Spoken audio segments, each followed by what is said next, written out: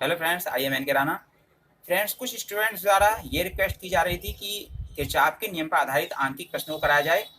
तो मैं आज किरचॉफ के नियम पर आधारित आंकिक प्रश्नों की वीडियो लाया हूं और इस वीडियो में मैंने जो 3 तरह के आंकिक में डिवाइड किया है वह आपको एक एक करके मैं सोल्व कराऊंगा। आशा करता हूं आपको किरचॉफ के नियम पर आधारित सभी प्रश्न जो है वो अच्छे से क्लियर हो जाएंगे। फिर भी अगर कोई आपको क्वेरी करनी है तो आप मुझे स्क्रीनशॉट लेकर उसे जो है मुझसे वो क्वेश्चन जो है सोल्व करवा सकते हैं।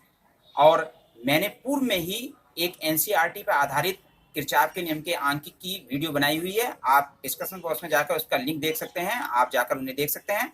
तो शुरू करते हैं वीडियो। आइए सबसे पहले हम किरचॉफ के प्रथम नियम पर आधारित प्रश्नों को देखते हैं। आपकी स्क्रीन पर एक प्रश्न दिखाया गया है जिसमें वैद्युत परिपथ की एक संधि O है। इस पे कुछ धाराएं संधि की ओर आ रही हैं तथा कुछ धाराएं संधि से दूर जा रही हैं। तो आइए संधि की ओर आने वाली धाराएं और संधि से दूर जाने वाली धाराओं को अपनी स्क्रीन पर देखते हैं। पहली धारा संधि की ओर आ रही है और इसे I1 = 3 एम्पीयर कहा गया है, जबकि दूसरी धारा संधि से दूर जा रही है जिसे I2 = 9 एम्पीयर कहा गया है। तीसरी धारा संधि की ओर आ रही है जिसे I3 = 2 एम्पीयर कहा गया है। चौथी धारा संधि की ओर आ रही है जिसे I4 = 6 एम्पीयर कहा गया है, जबकि पांचवी धारा संधि से दूर जा रही है और इसे I कहा गया है। यहाँ पर इस I के मान की हमें गणना करनी है। तो इस प्रकार हम देखते हैं कि संधि O की ओर आने वाली धाराएं I1, I3 व I4 हैं, जबकि संधि O से दूर जाने वाली धाराएं I2 व I हैं। तो संधि की ओर आने वाली धाराओं का योग I1 + I3 + I4 हुआ। चूंकि I1 का मान 3 एम्पीयर है और I3 का मान 2 एम्पीयर है, जबकि I4 का मान 6 एम्पीयर है। तो यह हो जाएगा 3 + 2 + 6 = 11। अब हम संधि से दूर जाने वाली धाराओं को देखते हैं। संधि से दूर जाने वाली धाराएं क्रमशः I2 व I हैं। तो संधि से दूर जाने वाली धाराओं का योग हो जाएगा I2 + I। चूंकि I2 का मान 9 एम्पीयर है तो यह हो जाएगा 9 + I। किरचॉफ के प्रथम नियम के अनुसार संधि की ओर आने वाली धाराओं का योग संधि से दूर जाने वाली धाराओं के योग के बराबर होता है। चूंकि संधि की ओर आने वाली धाराओं का योग 11 है, जबकि संधि से दूर जाने वाली धाराओं का योग 9 + I है। तो ये हो जाएगा 11 = 9 + I। तो I का मान हो जाएगा 2 एम्पीयर। आइए एक अन्य प्रश्न को देखते हैं जो कि किरचॉफ के प्रथम नियम पर ही आधारित है। आपकी स्क्रीन पर अब परिपथ की 2 संधि दिखाई गई हैं। पहली संधि है O और दूसरी संधि है P। इसमें भी धारा I के मान की गणना करनी है। तो आइए हम एरो द्वारा संधि O पर आने वाली धारा तथा संधि O से दूर जाने वाली धारा, इसी प्रकार संधि P पर आने वाली धारा तथा संधि P से दूर जाने वाली धाराओं को देखते हैं। संधि O पर आने वाली पहली धारा है 6 एम्पीयर की, जबकि दूसरी धारा जो संधि O की ओर आ रही है उसका मान है 2 एम्पीयर। संधि O से दूर जाने वाली तीसरी धारा है 4 एम्पीयर की, जबकि जो व्हाइट एरो द्वारा प्रदर्शित है ये संधि O से दूर जा रही है और इसका मान हमने I' दिया है। यह धारा संधि P की ओर आ रही है। अब संधि P से दूर जाने वाली धारा 3 एम्पीयर तथा दूसरी धारा जो कि संधि P से दूर जा रही है उसका मान है I। हमें यहाँ I का मान ज्ञात करना है। संधि O की ओर आने वाली धाराएं 6 एम्पीयर व 2 एम्पीयर की हैं। तो संधि O की ओर आने वाली धाराओं का योग 6 + 2 हुआ और इसका मान हुआ 8। अब संधि O से दूर जाने वाली धाराओं को देखते हैं।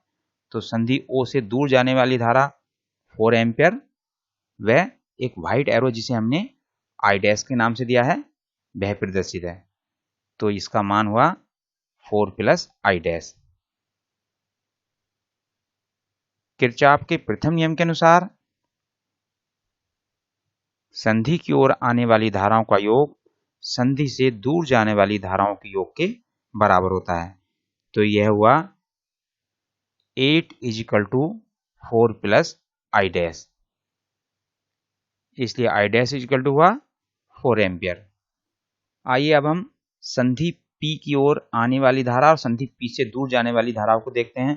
तो संधि P की ओर आने वाली धारा व्हाइट एरो द्वारा प्रदर्शित है जिसे हमने आई डैश नाम दिया था, इसलिए संधि P की ओर आने वाली धाराओं का योग आई डैश इजिकल टू 4, क्योंकि आई डैश का मान अभी हमारा 4 आया है। संधि P से दूर जाने वाली धाराएं 3 एम्पियर व I हैं, तो इसलिए संधि P से दूर जाने वाली धाराओं का योग 3 प्लस I हुआ। किरचॉफ के प्रथम नियम के अनुसार संधि की ओर आने वाली धाराओं का योग संधि से दूर जाने वाली धाराओं के योग के बराबर होता है, इसलिए यह हुआ 4 इजिकल टू 3 प्लस I, इसलिए I का मान हुआ 1 एम्पियर। अब हम किरचॉफ के द्वितीय नियम पर आधारित प्रश्नों को देखेंगे।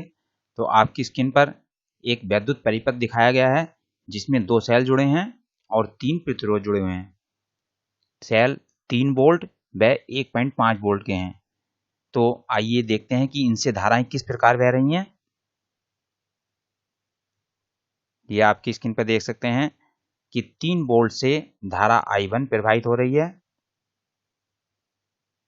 जबकि 1.5 वोल्ट के सेल से धारा I2 प्रवाहित हो रही है। ये दोनों धाराएं मिलकर, जिसे I3 नाम दिया गया है, 2 ओम के प्रतिरोध में प्रवाहित हो रही हैं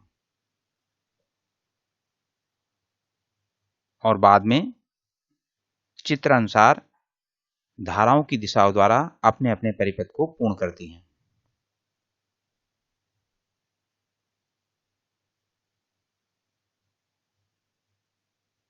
यहां पर इस क्वेश्चन में हमें धारा I1, I2 व I3 के मानों की गणना करनी है।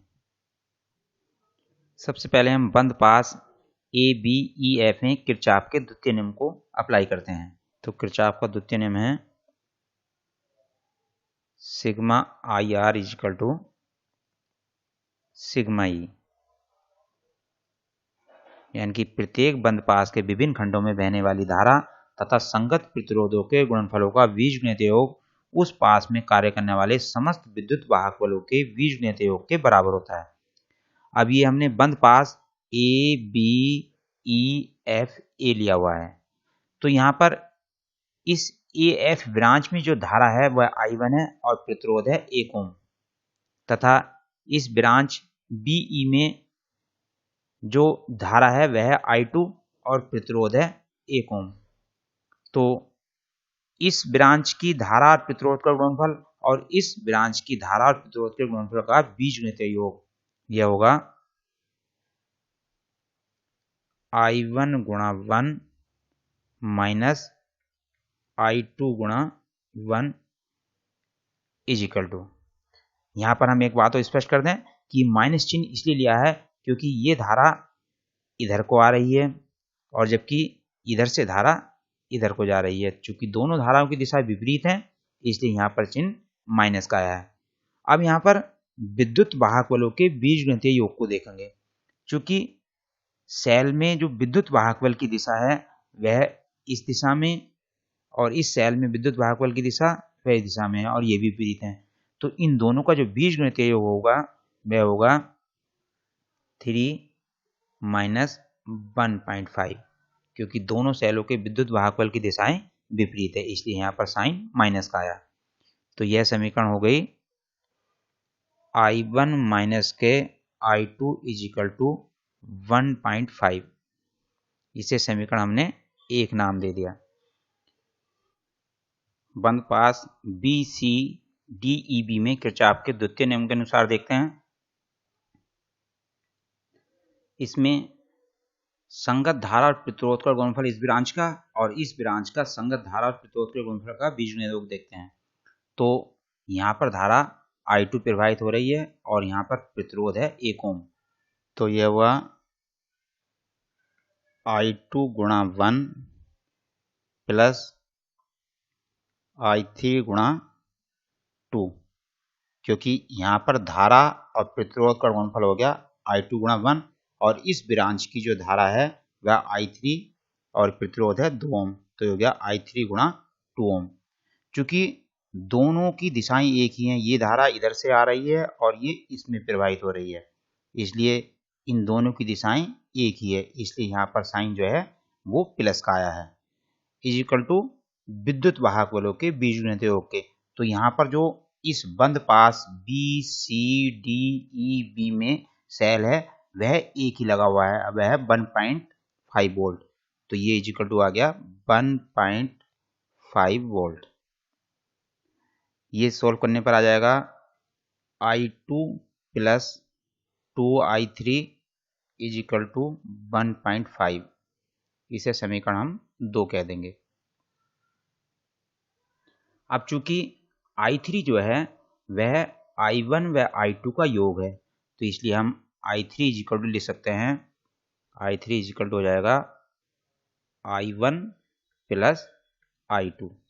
तो इस I3 की जगह I1 प्लस I2 रख देंगे, तो ये जाएगा I2 प्लस 2, I3 की जगह रखेंगे I1 plus I2 is equal to 1.5। अब जब इसे सोल्व करेंगे तो ये आएगा 2I1 प्लस 2I2 ये और एक I2 ये है, तो ये 3I2 इज इक्वल टू 1.5। इसे समीकरण हम 3 नाम दे देंगे। अब समीकरण 1 को हम 3 से गुणा करके समीकरण 3 में जोड़ देंगे। तो सबसे पहले हम समीकरण 1 को 3 से गुणा करते हैं। समीकरण 1 को 3 से गुणा करने पर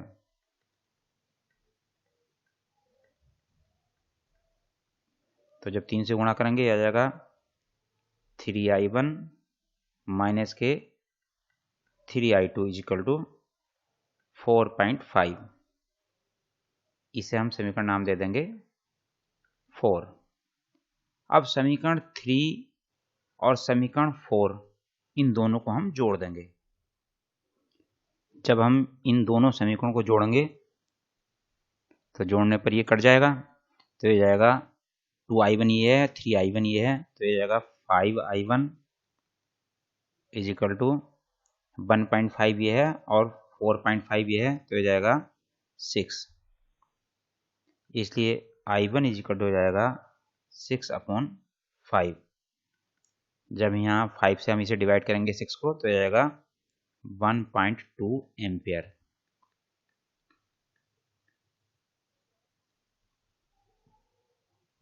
अब हम I1 का मान समीकरण 1 में रख देंगे या 2 में रख देंगे, कोई सी भी समीकरण में हम रख देंगे।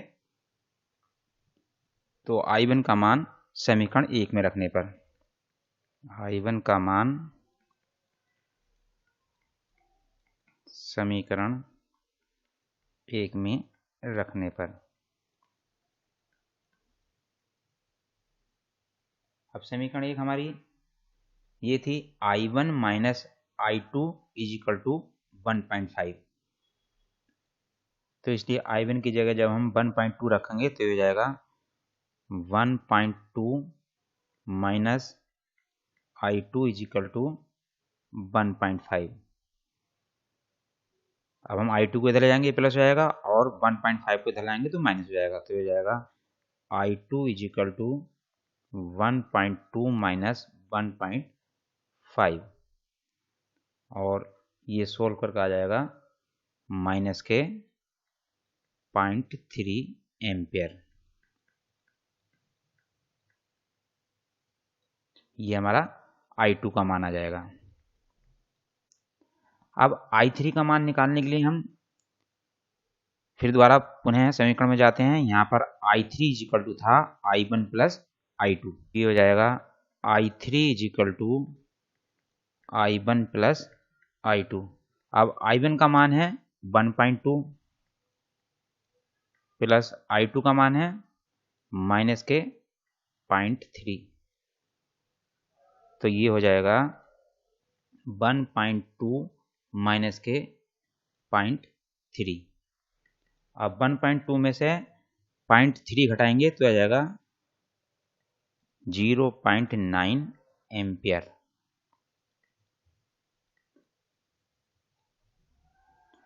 तो धारा I1 का मान 1.2 एम्पियर, जबकि धारा I2 का मान माइनस के 0.3 एम्पियर, और I3 धारा का जो मान है वह आ जाएगा 0.9 एम्पियर। किरचॉफ के द्वितीय नियम पर आधारित एक अन्य प्रश्न को देखते हैं जो आपकी स्क्रीन पर दिखाया गया है। इसमें परिपथ की प्रत्येक शाखा में बहने वाली धाराओं के मान की गणना करनी है। तो आइए परिपथ में धाराएं किस प्रकार से बह रही हैं ये देखते हैं। आप अपनी स्क्रीन पर इन धाराओं को चलता हुआ देख सकते हैं। 2 वोल्ट के सेल से धारा I1 प्रवाहित हो रही है और यह 1 ओम के प्रतिरोध में होकर बहती है, जबकि 1 वोल्ट के सेल से धारा I2 प्रवाहित हो रही है जो कि 1 ओम के प्रतिरोध से होती हुई भुजा CA में प्रवाहित होती है। बंद पास ABCA में किरचॉफ के द्वितीय नियम को अप्लाई करेंगे। तो बंद पास ABCA में जब किरचॉफ का द्वितीय नियम लगाएंगे, द्वितीय नियम क्या होता है कि धारा और संगत प्रतिरोधों के गुणनफलों का बीजगणितीय योग उस पास में कार्य करने वाले समस्त विद्युत वाहक बलों के बीजगणितीय योग के बराबर होता है। तो यहाँ पर धारा और संगत प्रतिरोध ये हुआ I1 और गुणा 1 ओम, तो ये होगा I1 गुणा 1 ओम। अब इस ब्रांच का देखेंगे, क्योंकि बंद पास ये है ABCA, हमने इस ब्रांच का देख लिया, अब इस ब्रांच का देखेंगे। यहाँ पर धारा क्या है I1 प्लस I2, तो ये होगा I1 प्लस I2, और यहाँ पर जो प्रतिरोध है वह 2 ओम है, तो इसका 2 से गुणा करेंगे। अब यहाँ पर हम बीजगणितीय योग देखते हैं, तो बीजगणितीय योग में धारा की दिशा देखते हैं। चूंकि धारा I1 इधर से आ रही है और ये धारा इधर को जाएगी, यानी कि इन दोनों की दिशा क्या है एक ही है, इसलिए यहाँ पर चिन्ह जो है वो प्लस का आएगा। और यहाँ इज इक्वल टू विद्युत वाहक बलों के बीजगणितीय योग के। तो इस बंद पास ABCA में जो विद्युत वाहक बल है वह सिर्फ एक ही लगा हुआ है, यह है 2 वोल्ट, तो इज इक्वल टू 2 आ जाएगा। तो ये जाएगा I1 प्लस, जब 2 से अंदर मल्टीप्लाई करेंगे तो 2I1 plus 2I2 is equal to 2। ये 2I1 ये प्लस I1, तो ये जाएगा 3I1 plus 2I2 is equal to 2। ये समीकरण 1 आ जाएगी। अब बंद पास ADCA में किरचॉफ के द्वितीय नियम को अप्लाई करेंगे। बंद पास ADCA में जब हम किरचॉफ को द्वितीय नियम लगाएंगे तो यहाँ पर धारा और संगत प्रतिरोध का गुणनफल लेंगे और ये होगा I2 गुणा 1 ओम, क्योंकि इसमें धारा I2 बह रही है और प्रतिरोध यहाँ पर 1 ओम है, तो हो जाएगा I2 गुणा 1 ओम। अब इस ब्रांच में देखेंगे, इस ब्रांच में धारा I1 प्लस I2 और प्रतिरोध 2 ओम है, तो हो जाएगा I1 प्लस I2 गुणा 2। चूंकि ये धारा इस तरह से आ रही है और इधर को जा रही है, तो दोनों की धाराओं की दिशा एक ही है, इसलिए यहाँ पर चिन्ह प्लस का आ जाएगा। इज इक्वल टू विद्युत वाहक बलों के बीजगणितीय योग के। चूंकि इस बंद पास ADCA में जो विद्युत वाहक बल लगा हुआ है वह है 1 वोल्ट, तो ये आ जाएगा इज इक्वल टू 1। अब जब हम इसे सॉल्व करेंगे तो ये हो जाएगा 2I1 प्लस 2I2 ये है और 1 I2 ये है, तो ये जाएगा 3I2 इज इक्वल टू 1। ये समीकरण 2 आ जाएगी। अब समीकरण 1 को हम 2 से गुणा करेंगे और समीकरण 2 को हम 3 से गुणा करेंगे और बाद में इन्हें घटा देंगे। तो जब समीकरण 1 को हम 2 से गुणा करेंगे, समीकरण 1 को अब हम 2 से गुणा करेंगे सबसे पहले, तो ये हो जाएगा 6I1 प्लस के 4I2 इज इक्वल टू 4। ये समीकरण 3। अब समीकरण 2 को हम 3 से गुणा कर रहे हैं, तो समीकरण 2 को हम 3 से गुणा करेंगे तो हो जाएगा 6i1 प्लस के 9i2 इज इक्वल टू 3। इसे समीकरण नंबर 4 नाम दे देंगे हम। जब हम इन्हें घटाएंगे तो घटाने पर चिन्ह चेंज हो जाते हैं, तो ये 6i1 से 6i1 कट जाएगा, ये 4i2 प्लस के है, ये 9i2 माइनस के रहेगा, तो ये जाएगा माइनस के 5i2 इज इक्वल टू, और ये 4 प्लस के है माइनस के 3 है, तो ये हो जाएगा 1। तो i2 इज इक्वल टू आ जाएगा माइनस के 1/5। इसे हम और सॉल्व करके लिख देंगे, ये हो जाएगा माइनस के 0.2 एम्पियर।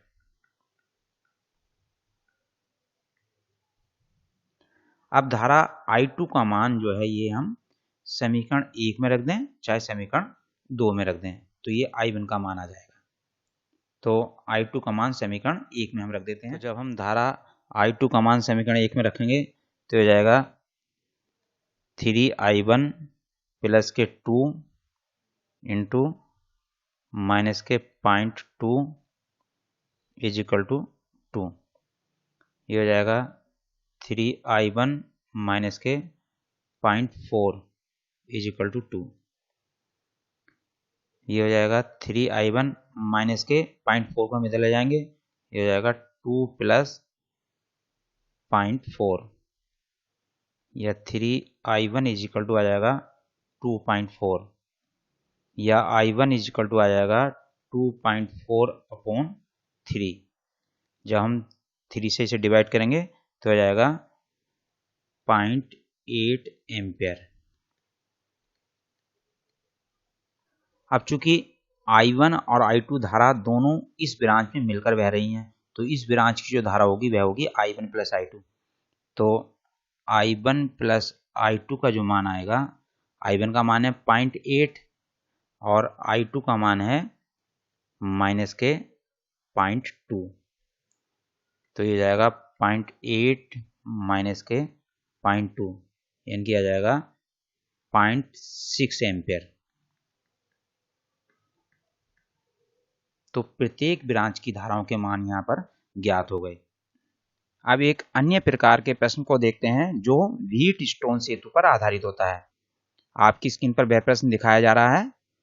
इनमें धाराओं I1 व I2 के मान की गणना करनी है।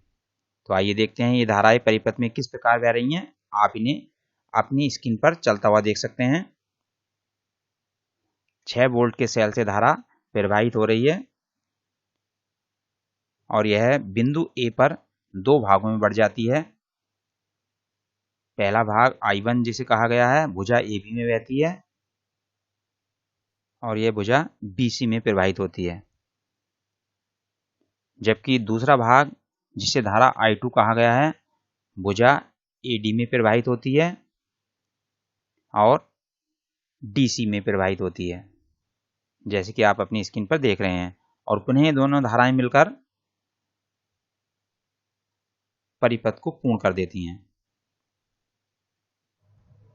संतुलित व्हीटस्टोन सेतु के लिए आवश्यक शर्त है P/Q = R/S, यानी कि चतुर्भुज के 2 संलग्न भुजाओं के प्रतिरोधों का अनुपात शेष 2 संलग्न भुजाओं के प्रतिरोधों के अनुपात के बराबर होता है, तभी ये जो है व्हीटस्टोन सेतु संतुलित कहा जाएगा। तो यहाँ पर P का मान 15 है और Q का मान जो है वह 3 है। ऐसे ही R का मान 30 ओम है और S का मान 6 है। तो ये हो जाएगा 15/3 इज इक्वल टू 30/6। जब हम इसे डिवाइड करेंगे तो ये हो जाएगा 3 से जब भाग करेंगे इसे 15 को, 3 पंजे 15 5, और ये 6 से जब 30 को भाग करेंगे तो 6 पंजे 30, यानी कि 5 = 5, अर्थात यह एक संतुलित व्हीटस्टोन सेतु है। अब जब संतुलित व्हीटस्टोन सेतु होता है तो ये मध्य वाला प्रतिरोध कार्य नहीं करता, यानी कि जो धारा IA पर 2 भागों में टूट रही है I1 व I2 में, तो जो धारा I1 इसमें बह रही है वह इसमें जाती है और जो धारा I2 इसमें बह रही है वह भुजा इसमें जाती है। और दोनों धाराएं मिलकर पुनः सेल में प्रवेश करती हैं। तो ये 15 ओम का प्रतिरोध और 3 ओम का प्रतिरोध ये श्रेणी क्रम में होंगे। इसी प्रकार 30 ओम का प्रतिरोध और 6 ओम का प्रतिरोध ये श्रेणी क्रम में होंगे। तो 15 ओम व 3 ओम श्रेणी क्रम में है।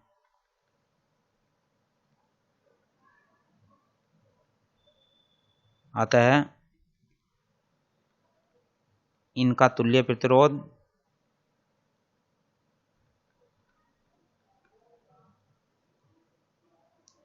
R1 इसे नाम दे देंगे। R1 इक्वल हो जाएगा 15 + 3 इक्वल टू 18 ओम। इसी प्रकार यहाँ पर 30 ओम व 6 ओम ये जो है श्रेणी क्रम में होंगे। तो लिखेंगे 30 ओम व 6 ओम श्रेणी क्रम में है। अतः इनका तुल्य प्रतिरोध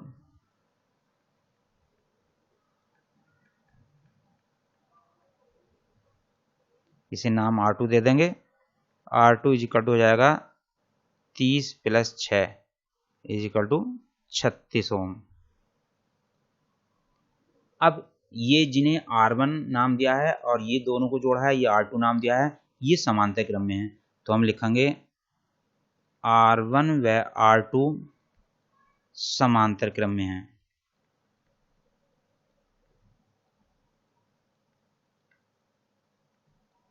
अतः परिपथ का तुल्य प्रतिरोध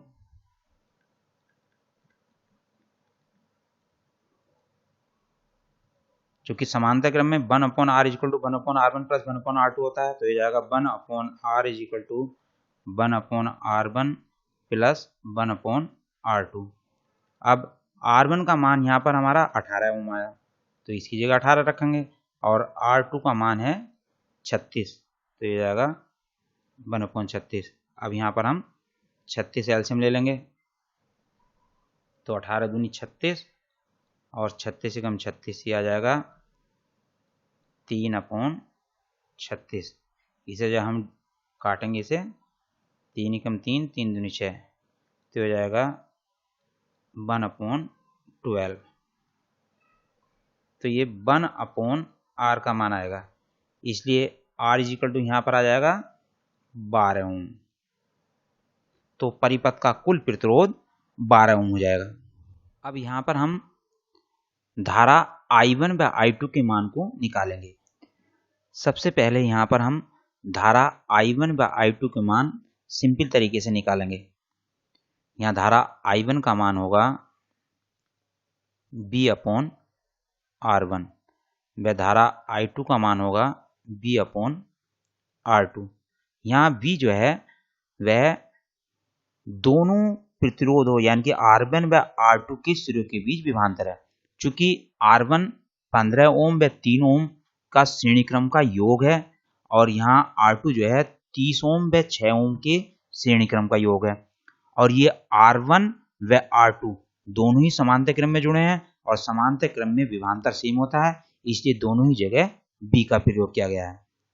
तो B यहाँ पर क्या है 6 वोल्ट, तो यहाँ पर 6 रखा और R1 का मान यहाँ 15 और 3 ये जो है वो श्रेणी क्रम में जुड़े थे, इसलिए 15 3 18 आया था। R1 कितना आया था 18। तो हम इसे जब 6 से डिवाइड करेंगे 6 × 6 6 × 18, तो 1/3 एम्पियर। इसी प्रकार I2 का मान निकालेंगे। I2 equal to B/R2। B का मान यहाँ पर क्या है 6 वोल्ट और R2 का मान यहाँ 30 और 6 ये दोनों श्रेणी क्रम में थे, इसलिए 30 और 6 36 हो गया था। तो जब 6 से हम डिवाइड करेंगे इसे 6 × 6 6 × 36, तो 1/6 एम्पियर।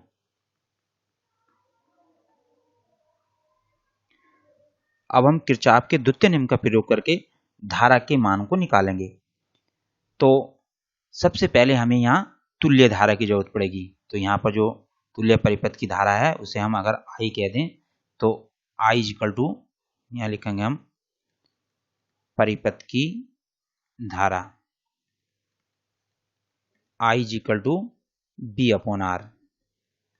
V कितना है 6 और R है परिपथ का तुल्य प्रतिरोध, और परिपथ का तुल्य प्रतिरोध का जो मान आया था वह था 12। तो हम इसे 6 से जब डिवाइड करेंगे 6 एकम 6, 6 दूनी 12, यानी कि 1/2 एम्पियर। तो ये परिपथ की जो धारा है I का मान 1/2 एम्पियर आया। अब ये धारा I जो है क्योंकि दो भागों में टूट रही है I1 बाई I2 में, तो ये I इज इक्वल टू आ जाएगा I1 प्लस I2। तो I का मान है यहाँ पर 1.2, तो हो जाएगा I1 प्लस I2। इसे हम सही सीक्वेंस में लिख देंगे I1 plus I2 is equal to 1.2। इसे समीकरण हम 1 कह देंगे। अब बंद पास ABCDA में किरचॉफ के द्वितीय नियम से इस ब्रांच की धारा और प्रतिरोध का गुणनफल देखेंगे। तो इस ब्रांच की धारा और प्रतिरोध का गुणनफल ये हो गया I1 गुणा 15। चूंकि धारा इधर जाएगी यानी कि एक ही दिशा में है तो प्लस का निशान आएगा, ये होगा I1, क्योंकि धारा I1 इसी ब्रांच में बहेगी और ये 3 ओम के प्रतिरोध में भी यही बहेगी, तो होगा I1 गुणा 3।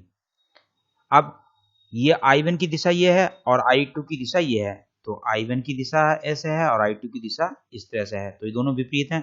तो जब हम इस ब्रांच में आएंगे तो हो जाएगा माइनस के I2 गुणा 30। अब I2 धारा इस ब्रांच में भी है तो हो जाएगा माइनस के I2 गुणा 6 इज इक्वल टू विद्युत वाहक बलों के बीजगणित योग। चूंकि विद्युत वाहक बल यहाँ पर नहीं है इसलिए 0 लग जाएगा। अब हम जैसे सिंप्लीफाई करेंगे तो हो जाएगा 15I1 प्लस के 3I1 माइनस के 30I2 माइनस के 6I2 इज इक्वल टू 0। ये 15 3 18, 18I1 माइनस के 30 और 6 36 हो गए, 36I2 इज इक्वल टू 0। हम और सिंप्लीफाई कर देंगे, 18 से हम भाग कर देंगे इसे, तो ये हो जाएगा I1 माइनस 18 दूनी 36, 2I2 इज इक्वल टू 0। इसे समीकरण हम 2 कह देंगे। अब हम समीकरण 1 में से समीकरण 2 को घटा देंगे, जिससे कि I1 में से I1 ये कट जाएगा, तो I2 का मान हमारे पास निकल कर आ जाएगा। तो आइए घटाते हैं समीकरण 1 में से समीकरण 2 को। समीकरण 1 में से समीकरण 2 को घटाने पर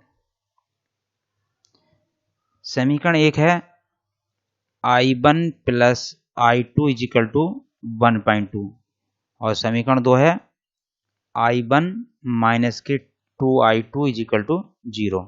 जब हम इसे घटाएंगे तो ये चिन्ह चेंज हो जाएंगे, तो ये I1 से I1 कट जाएगा।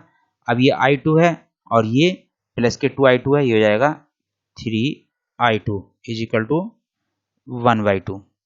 तो I2 इज इक्वल टू हो जाएगा 3, यहाँ नीचे पहुंच जाएगा तो हो जाएगा 1/6 एम्पियर। अब I2 का मान चाहे समीकरण 1 में रख दो चाहे समीकरण 2 में रख दो, इससे I1 का मान हमारे पास निकल कर आ जाएगा। तो I2 का मान समीकरण 1 में रखने पर रखते हैं समीकरण 1 में I2 का मान, तो हो जाएगा I1 plus 1/6 is equal to 1/2। तो I1 इज इक्वल टू यहाँ 1/6 इधर प्लस में इधर जाके माइनस में हो जाएगा, तो हो जाएगा 1/2 माइनस 1/6। तो I1 इज इक्वल टू यहाँ पर 6 एलसीएम आ जाएगा, तो 2 3 6 1, तो हो जाएगा 2/6। जब 2 से हम इसे डिवाइड करेंगे तो ये हो जाएगा 1/3 एम्पियर। तो I1 का मान 1/3 एम्पियर और I2 का मान 1/6 एम्पियर।